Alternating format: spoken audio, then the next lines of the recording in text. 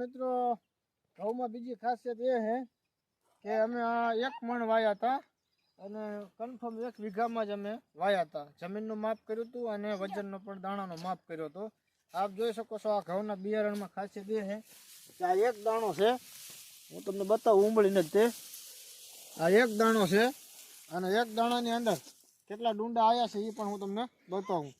જો આ 1, આ 2, આ 3, આ 4, આ 5, આ 6, આ 7, આ 8, આ 9 અને આ 10 અને આ 11 અને આ 12 અને આ 13, 14, 15 અને 16 ડુંડા નીકળ્યા છે એક દાણામાં.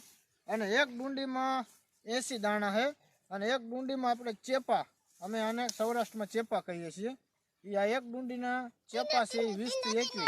1 ચેપામાં 4 દાણા એટલે 80 થી 75 દાણા થાય છે. અને આ ઘઉંની અંદર જ્યારે અમે કાઢશું અને તેનું વજન કરશું, કેવો ઉતારો આવ્યો છે એ વિડીયો હું આખો તમને બતાવીશ બનાવીને.